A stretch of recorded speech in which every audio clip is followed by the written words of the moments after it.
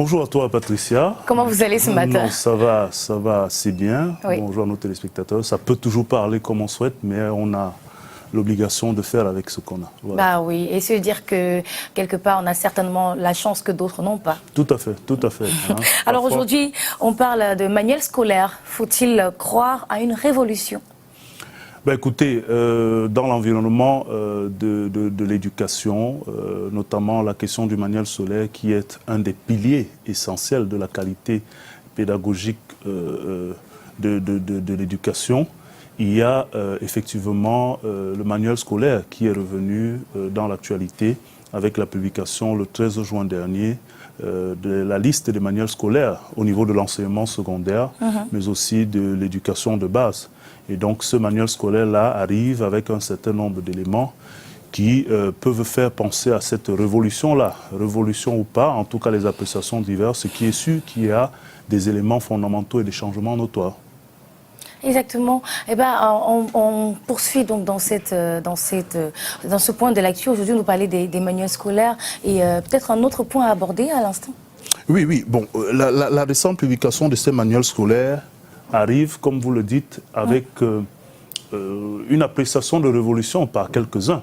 Le 13 juin, quand cela était rendu public, après que la commission, n'est-ce pas, d'agrément de manuels scolaires et didactiques est siégé, on avait reçu un peu plus de 1400 ouvrages, plus de 100 éditeurs qui avaient postulé pour revoir leurs ouvrages être portés, n'est-ce pas, au niveau de ces manuels scolaires.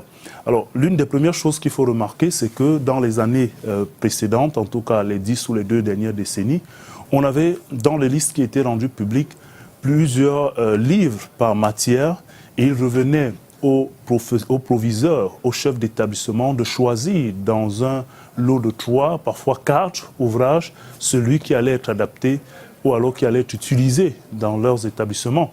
Il n'était donc pas surprenant à quelques, je veux dire 1 kilomètre, de voir 2 établissements publics avoir pour la même matière 2 livres différents. Ou pratiquement si vous aviez 2 enfants dans la même classe et dans 2 établissements, vous voir en train d'acheter pratiquement 2 livres différents. Les approches pédagogiques, nous a-t-on dit respecter à peu près les orientations décriées par les inspections nationales, mais à la vérité, cela posait toujours un problème d'adaptation. Et puis il n'y a pas que ça. Il y a également les coûts de ces manuels qui étaient jugés exorbitants et la quantité. Vous aviez des élèves en classe de 6e qui avaient comme des fardeaux, pour ne pas dire des sacs énormes par le poids, n'est-ce pas, des manuels scolaires, la quantité de ces manuels qu'ils avaient. Et au-delà de cet aspect, il y avait aussi même la qualité, le contenu de ces ouvrages qui a fait débat pendant longtemps.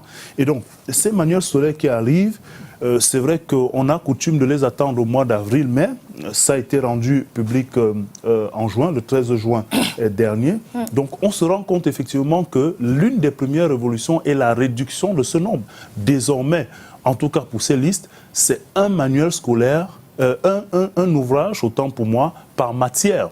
Et lorsque vous avez donc un ouvrage par matière et que vous passez de 4 qui étaient proposés, vous vous rendez compte que, d'abord, ça peut résoudre un certain problème que certains observateurs de cette question-là avaient mis au devant de la scène, la question de la corruption qui s'était installée au moment du choix que devaient opérer les chefs d'établissement. Oui. Parce que forcément, les uns et les autres se battaient, les maisons d'édition ou les auteurs se battaient pour qu'au finish, dans la proposition de 3 ou 4 manuels qui étaient mis en avant, que ce soit leur manuel qui soit disponible. Ouais. Et donc, dans cette dynamique-là, on n'avait pas l'impression que c'était volontairement la qualité qui primait sur le choix définitif au sein des établissements.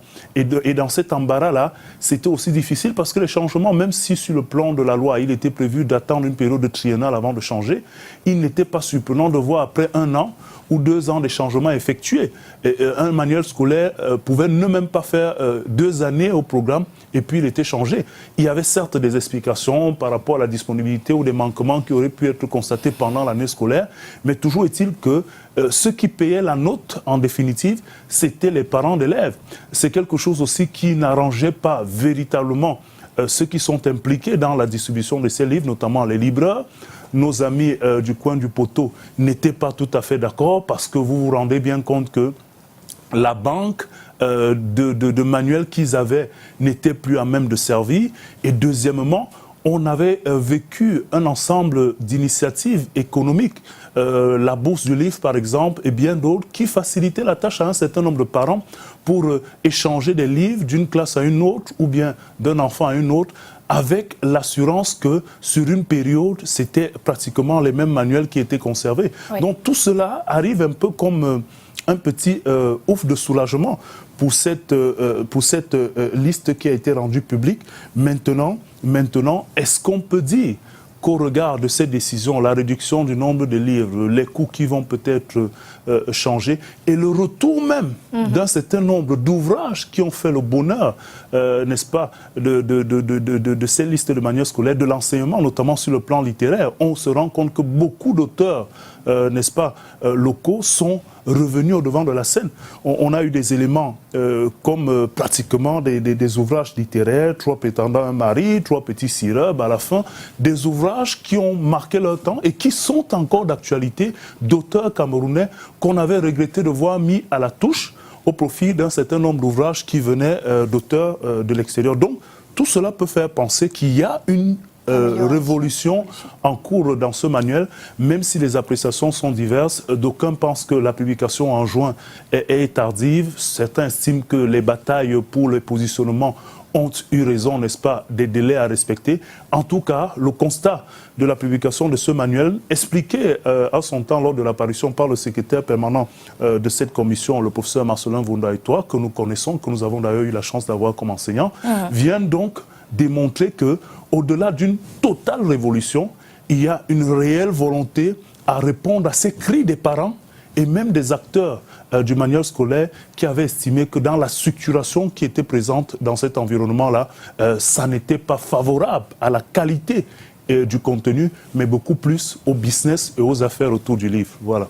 Voilà, à vous écouter, ça a quand même laissé planer la question de savoir si tout va pour le mieux déjà, vous en avez parlé, et c'est tout ce qu'on espère, quoi, c'est tout ce qu'on espère, c'est tout ce qu'on souhaite, on croise même les doigts. Oui, on peut croiser les doigts. Oui. Est-ce qu'il faut pour autant dire que tout est au mieux dans le meilleur des mondes possibles? On peut le prendre avec beaucoup de pincettes, oui. Parce que vous vous figurez que c'est bien de réduire le nombre d'ouvrages rendus disponibles, encore qu'une des raisons qui avait été évoquée était celle de la disponibilité en quantité et sur l'ensemble du territoire de certains manuels. Et donc, on se retrouvait en train de voir certains disponibles à Douala, pas à Garoua. C'est là le lieu de rappeler à ces éditeurs qui postulent pour avoir des manuels validés à ce niveau que la disponibilité du manuel scolaire n'est pas seulement essentielle dans les grandes métropoles comme Yaoundé et Douala. Il faut que ce manuel scolaire soit disponible. Encore que si vous avez un seul ouvrage par rapport à une matière dans une classe, il faut que l'ensemble du territoire puisse avoir ce matériel. Donc, il faut la quantité et la disponibilité de ce manuel. Et bien, il y a d'autres insuffisances, comme par exemple les questions liées aux matières comme l'histoire et la géographie. Le secrétaire permanent a expliqué qu'il y a dans les ouvrages qui étaient proposés par les éditeurs, ils n'ont pas pu trouver ce qui répondait au contenu attendu par l'inspection nationale, c'est-à-dire à même de couvrir tout le programme voulu.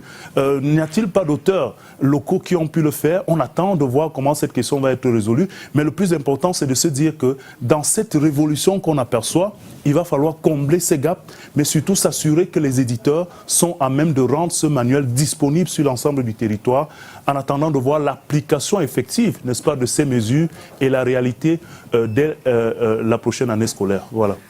Ok, très bien. C'est plutôt un bon sujet que vous avez attaqué ce matin. Moi, ça me fait plaisir d'en parler. Et surtout le plus tôt possible, comme vous le dites, en juin, avant, pour que les parents aient le temps de mieux se préparer et les institutions scolaires aussi, de savoir à quoi s'en tenir pour la rentrée prochaine. On parle beaucoup de politique, de soucis, de questions socio-économiques. Bon, il faut peut-être il faut se préoccuper à la base de ces questions d'éducation et notamment les questions d'histoire au moment où beaucoup de tensions se refaire au manquement de notre histoire Oui. qui nous amène quelques soucis. Il faut bien qu'on veille à ces questions-là, voilà. Très bien. Et vous regardons déjà seulement à l'apparence, on sait que vous êtes un homme responsable, qu'il y aura donc beaucoup de responsabilités à la rentrée prochaine. De toutes les façons, il y en a toujours, hein, Oui. que ce soit direct ou de manière indirecte. Exactement. Vous en avez toujours. Voilà. Ben oui. Et c'est seulement l'amour qui peut faire qu'on prenne si bien soin des siens, qu'on prenne bien soin des autres, de notre autre aussi particulièrement. Et ben on parle d'amour à l'instant en musique avec le Maréchal Papillon qui est en featuring avec Jackie King et The Voice pour la chanson Que d'amour.